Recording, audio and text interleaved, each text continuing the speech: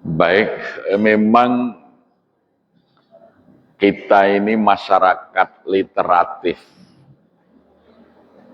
Jadi kita ini senang belajar, tetapi tidak senang mengamalkan. Anak-anak Indonesia ini kalau soal literasi unggul, Pak. Misalnya disuruh menafsirkan surah Al-Asr. Wah, itu wal asri dari sisi bahasanya dikupas itu banyak yang bisa, Pak. Tapi yang tidak bisa adalah tepat waktu. Artinya ilmunya belum aplikatif. Ya, itu karena kita ini tahap edukasi kita masih literatif. Pesantren-pesantren itu dari kecil anak-anak sudah hafal mahfudot. An-nadzafatu minal iman. Kebersihan adalah bagian dari iman. Tapi lihatlah WC-WC pesantren itu yang bersih sedikit. Karena itu hanya dianggap sebagai sebuah literasi. Ya, itu. Ya. Al-wa'du dainun, janji adalah hutang. Orang bilang insya Allah tapi nggak datang. Jadi, nah, karena apa? Karena nilai-nilai keislaman itu lebih banyak tidak teraplikasikan dalam kehidupan bersama. Nah, masjid itu seharusnya menjadi institusi yang mengaplikasikan nilai-nilai keislaman secara praktis. Maka langkah yang kita lakukan, semua yang ada di dalam tuntunan Al-Quran dan Sunnah itu coba kita lakukan. Dari hal yang paling sederhana, misalnya mengekspresikan kegembiraan, kebahagiaan menyambut Ramadan. Ya, praktisnya dari anak-anak gembira seperti apa? Kami adakan, kalau dulu sebelum pakai karpet kita masih pakai tikar, kalau jelang Ramadan itu anak-anak Hamas itu kita bawa ke sungai bersama-sama nyuci tikar. Ya, nanti untuk persiapan Ramadan. Bapak-bapak kerja bakti membersihkan masjid, mengecat masjid, ya, mengganti lampu. Ini ada berapa puluh titik lampu. Ya, ini ada lampu yang mati 1, 2. Ya, nah, ini mau Ramadan, nyalakan itu, jangan sampai mati. Jadi, nah, ada sesuatu yang dilakukan ya, bersama-sama. Ibu-ibu sudah menyiapkan Hamin 30 itu sudah nyuci piring, karena nanti piring, sendok, gelas akan dipakai untuk buka puasa, itu sudah kerja bakti. Ibu-ibu itu nyuci piring, nyuci gelas, dan itu kita ekspos. Sehingga masyarakat, oh ya ini sudah mau Ramadan. Ada gerakan untuk bersih-bersih, menyiapkan perangkat, dan lain sebagainya. Ya, dan menghadirkan nuansa antusiasme menyambut datangnya bulan Ramadan. Ya, ibu-ibu juga paling tidak, ayo coba ini ibu-ibu yang kita lihat, kalau misalnya di kampung kami masih ada ibu-ibu yang kurang mampu, mukenanya itu dikasih hadiah yang baru. Nanti Ramadan itu kalau tarawih mukenanya baru gitu ya. Masjid membeli berapa mukena untuk jamaah kita supaya Ramadan itu mereka sholat tarawih dengan mukena yang baru gitu. Jadi ada nuansa yang kita hadirkan. Ini bulan yang mulia, kita muliakan. Jadi coba kita aplikasikan apa yang ada dalam nilai-nilai yang diajarkan di dalam Islam itu. Kita dapat laporan, Pak, keluarga Fulan itu perlu perhatian. Kenapa? Mereka itu cuma bisa makan nasi sehari sekali. Anaknya banyak, berasnya nggak cukup, rezekinya belum longgar. Maka langsung kami sediakan kotak beras di masjid. Kemudian saya sampaikan, bapak-bapak, ibu-ibu tolong, jangan sampai di rumah kita itu tersisa nasi, sementara ada di tempat lain orang tidak bisa membeli beras. Maka pesankanlah kepada pembantu rumah atau ibu-ibu yang masak di rumah, kalau nanak nasi sisakan segenggam 2 genggam. Nanti sambil berjamaah ke masjid dibawa, masukkan ke kotak sedekah beras. Ternyata tidak hanya segenggam 2 genggam, ada yang membawa sekarung 2 karung. Ya. Sehingga kita punya beras. Ternyata ketika beras di kotak kita buka, banyak uang di situ. Maksudnya yang nggak sempat bawa beras memasukkan uang untuk membeli beras. Akhirnya masjid bisa menghimpun beras untuk warga miskin. Sehingga 480 kakak miskin ini bisa setiap 15 hari mendapatkan bantuan sembako dari masjid, gitu ya. Itu terutama beras. Dan masih kita bisa backup dengan mesin ATM beras. Jadi kalau warga nggak punya beras, ada 1000 KTP warga yang rentan miskin itu terdata, dimasukkan di program komputernya mesin ATM-nya beras masjid, tinggal ditempel aja kalau butuh beras, klik, keluar berasnya. Tapi hanya bisa mengambil kira-kira setengah jam sebelum sholat dan setengah jam sesudah sholat, supaya mereka ngambilnya sekaligus sholat berjamaah ke masjid, gitu ya. Tidak setiap jam bisa ngambil, jadi di program waktunya. Waktunya ngambil beras ke masjid nanti menjelang sholat duhur atau sudah sholat duhur, jadi biar sekaligus ke masjid, jamaah pulangnya bawa beras, gitu. Jadi ini, dari mana? Dari situ, ternyata duit yang terhimpun itu cukup banyak. Wah, kalau gitu sebaiknya masjid bisa membagi beras yang bagus. Maka kita beli sawah, supaya kita bisa nanam jenis padi yang bagus untuk warga miskin itu. Jangan sampai sudah warga miskin, berasnya beras miskin, gitu ya. Banyak kutunya, sudah tidak ada vitaminnya, gitu ya. Nah, kita beli sawah, Pak. Ini Pak Agus bendara ini udah bawa uang, mau bayar ke notaris, pemilik tanahnya nanya, Pak ini nanti atas nama siapa ini beli sawah? Oh, atas nama masjid. Loh, kok masjid beli sawah untuk apa? Oh, kita untuk membantu beras warga miskin. Pemilik sawahnya bilang, nggak jadi saya jual Pak, saya wakafkan saja untuk masjid, gitu. Jadi akhirnya uangnya malah utuh itu. Jadi gerakan kebaikan itu cepat menular, gitu ya. Gitu. Coba dari yang kecil-kecil itu sederhana kita peduli. Ada jamaah masjid datang, rambutnya basah, bajunya basah. Kenapa Pak? Ini tadi rumah saya bocor, ini mau ke masjid, wah sampai baju saya basah semua. Besok masjid cek rumahnya.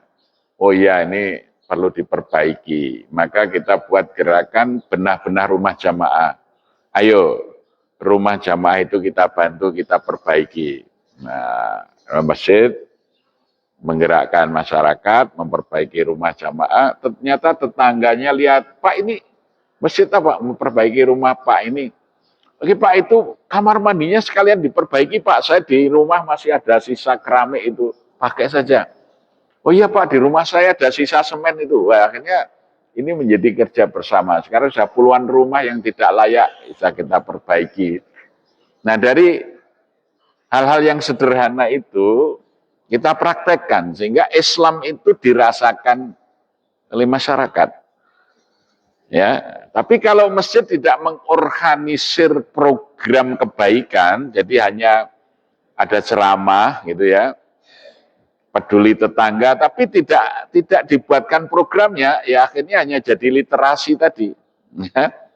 Jadi hanya literasi, jadi pengetahuan, tapi tidak kemudian berjalan dalam praktek kehidupan. Nah, di era artificial intelligence, termasuk di era yang disebut digital ini, sekarang ini kan jamaah kita tidak terbatas pada wilayah, tapi melalui media sosial yang kita kelola, kita punya jamaah virtual. Jamaah virtual itu dikelola dengan baik. Jadi tim media masjid yang dikelola oleh anak-anak remaja masjid itu mengadakan gerakan infak subuh, Rp1.000 tiap subuh. Karena sekarang ada fasilitas kris di bank ya, tanpa biaya transfer. Ternyata banyak orang yang tiap subuh itu ngeklik Rp1.000 ke masjid itu. Ya. Nanti mereka yang ngeklik itu dilayani dalam WA, disampaikan ucapan terima kasih Anda sudah berinfak Rp1.000 pagi ini, klik gitu ya. Ternyata 1 bulan itu infak virtual yang bukan kotak yang beredar tadi, yang lewat media itu bisa mencapai 250 juta itu. Ya ini jamaah virtual, termasuk buka puasa itu ternyata tidak hanya warga kami, tapi jamaah virtual banyak ngeklik 15.000 satu porsi. Jadi sehingga 2 miliar anggaran buka puasa itu nggak sampai sebulan cukup itu, karena klik 15.000 gitu ya. Nah, dibuat program infak Jumat Rp10.000, juga banyak yang ikut, ya itu. Kemudian kota infaknya kita buat mobile. Ini misalnya masjid itu kita punya 2 unit mobil yang melayani kebersihan masjid-masjid. Jadi kalau ada masjid yang kurang terawat, silakan telepon ke Masjid Jogokarian. Nanti relawan kami datang, mobilnya khusus, ada gensetnya, ada Crespo penyemprot tekanan tinggi. Pokoknya masjid itu kita datangin, kita bersihkan, free, gratis, ya. Kemudian mobil dapur, kita punya mobil dapur, datang, kita masak di situ, ya kalau ada warga yang ikut membersihkan masjidnya, kita buatkan jamuan, mungkin mie Jawa. Kalau di desa-desa itu kita masakkan apa Mas? Burger. Wah senang sekali itu Pak, tidak pernah makan burger, dapurnya, mobil dapurnya masjid, menyediakan burger itu. Ya, itu waktu kita di Cianjur itu gempa, kita bangun musola di sana. Mobil kita itu kalau pagi nyiapkan sarapan pagi, itu bubur kacang hijau 500 porsi, setelah itu masak burger itu, wah tidak hanya antri berebut itu anak-anak itu, sampai kami pulang, sering ditelepon anak-anak di Cianjur sana, Pak kapan datang lagi dapurnya? Jadi, ya. Nah, di dalam mobil itu kan ada, kita branding ya, mobil dapur Masjid Jogokarian. Di situ ada barcode krisnya. Akhirnya orang klik itu dana operasionalnya tercukupi. Saya pesen sama drivernya, nanti kalau berhenti di tol, jangan berhenti di parkiran truk, berhentilah di restoran yang bagus. Sehingga kalau orang keluar dari restoran, lihat ini mobil apa di sini? Wah, mobil dapur masjid apa? Nah, dia tertarik, klik, ada infaknya. Oh, Jakarta di Monas sedang ada demo membela Palestina, mobil kami datang. Kita menyiapkan ribuan es teh, ya. Dan bakmi Jawa itu orang habis demo itu panas-panas, kasih es teh gitu. Tapi mobil kita pulang, itu biaya operasional termasuk beli teh ini tercukupi dari mana? Dari transfer maupun dari klik tadi ketika mobil kita datang. Jadi kalau kotak infaknya hanya beredar di masjid sedikit, maka dengan mobil yang ada, tadi sebenarnya kotak infak yang berjalan. Bersihkan masjid, mobil dapur, ya. Ini bisa berjalan dengan baik. Jadi setiap ada daerah bencana, kami mesti turun, ya, membantu masyarakat di situ.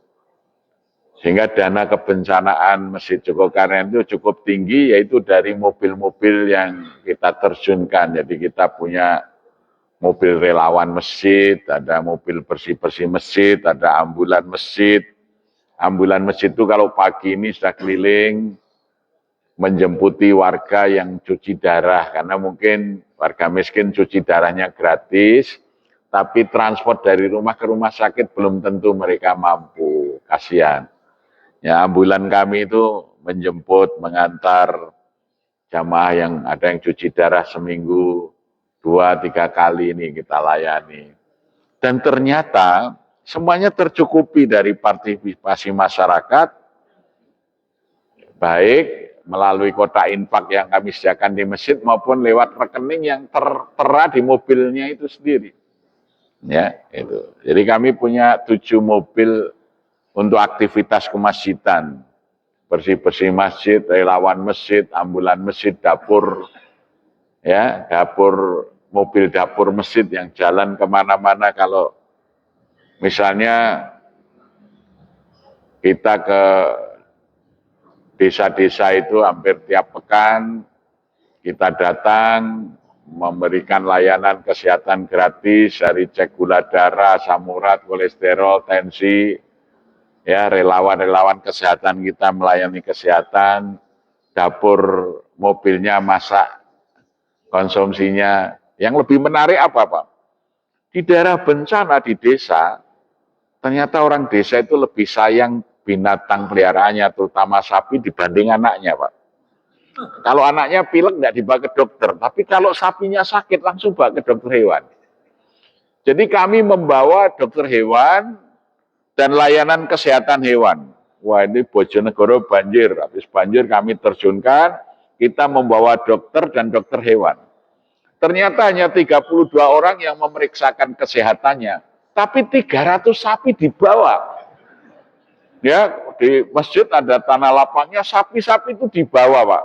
Diobatkan. Jadi kami itu ya nyuntik sapi gitu ya, ngasih vitamin, vaksin supaya sapi-sapi yang habis kebanjiran itu sehat.